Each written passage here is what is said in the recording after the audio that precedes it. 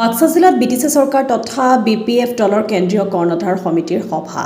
BTC প্ৰধান হাগ্ৰামা মহিলাৰ উপস্থিতিত কেতবোৰ অতি গোপনীয় আৰু গুৰুত্বপূৰ্ণ সিদ্ধান্ত গ্ৰহণ। বানপীড়িত সাহায্যৰ বাবে ৰাজ্য চৰকাৰক 50 লাখ টকা প্ৰদানৰ সিদ্ধান্ত গ্ৰহণ।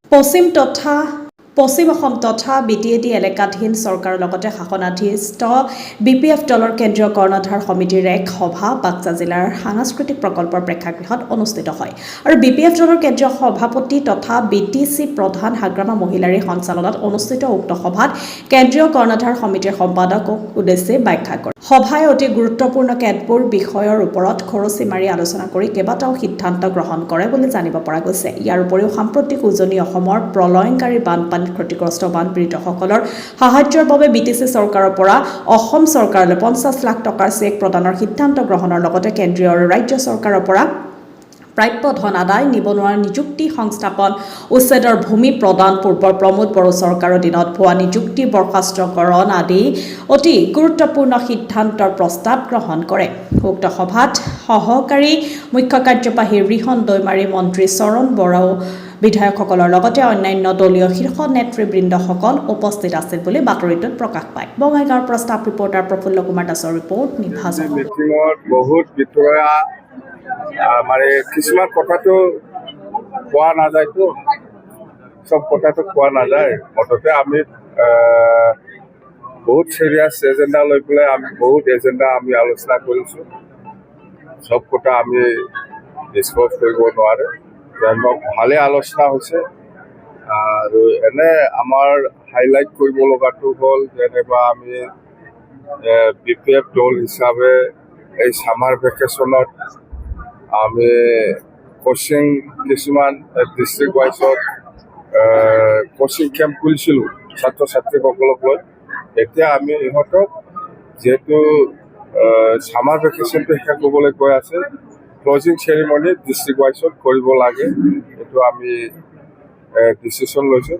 মানে চেৰিমনিয়েল গাৰ্জেন আৰু টিচাৰসকলক সন্মান দি পেলাই আমি ক্লজিং চেৰিমনিটো কৰিম বুলি আমাৰ ডিচিশ্যন আহিল। আৰু ইয়াৰ পিছত আমাৰ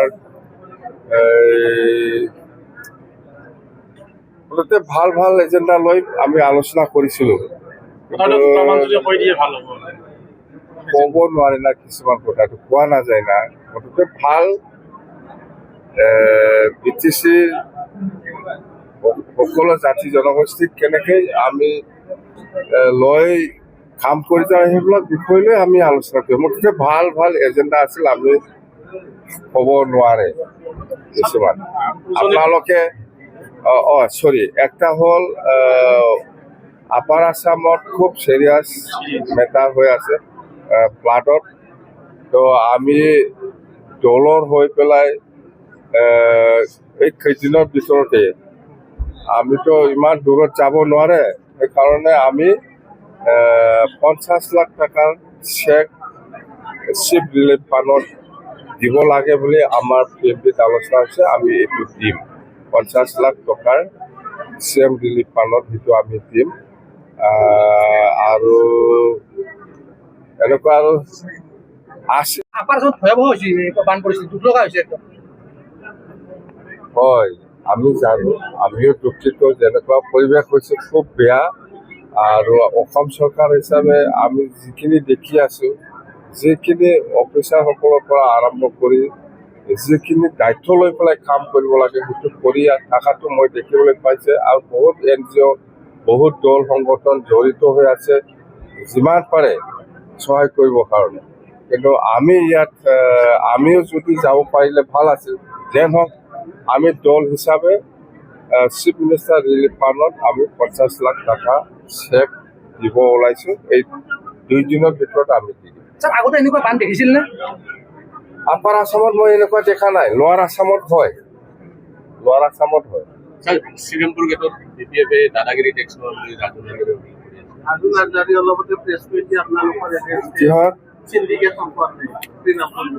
দাদাগিৰি টেক্স লয়।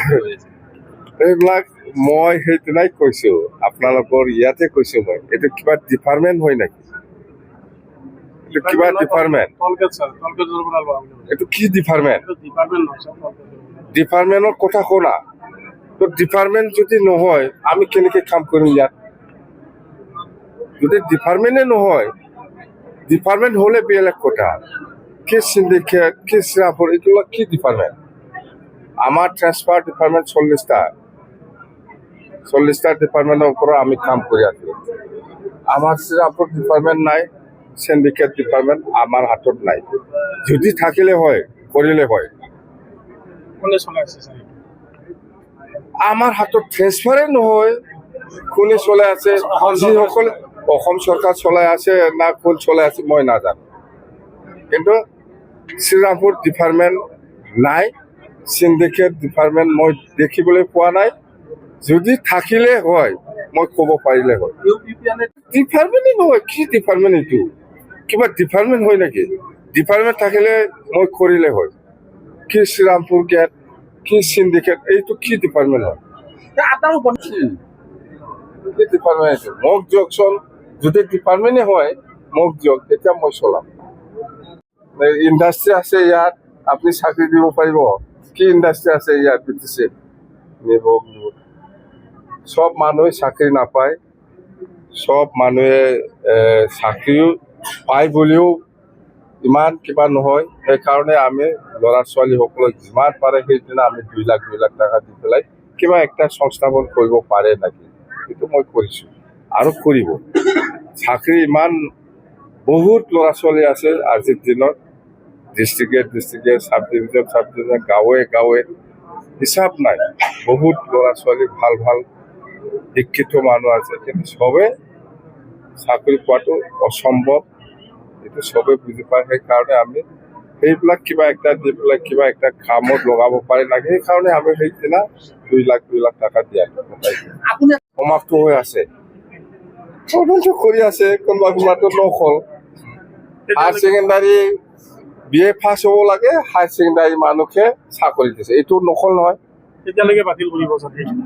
নাই, কমপ্লিটে আহিছে, প্ৰায় ফাইলটো মোৰ তাত আহিছে বোধে, এই কেইদিনতে আহিব। কিমানজন বিষয়া ইয়াত নাই, এইটো ফাইল আহিলেহে গম পাব মই। প্ৰমোদ বড়ো য'ত গ্ৰেজুৱেট লাগে, ইয়াতে ইণ্টাৰমিডিয়েট মানুহক BA পাছ বুলি চাকৰি দিছে। এইবিলাক আমি চালি চাব লগা নাই। এইবিলাক বাতিল কৰিব স্যাৰ? এইটোতো 100% হ'ব। একশন কেনেকুৱা হ'ব বিজেপি চৰকাৰৰ? কি একশন? একশন কেনেকুৱা লাগে? মাৰা একশন লাগে না খোৱা একশন লাগে আপোনাক?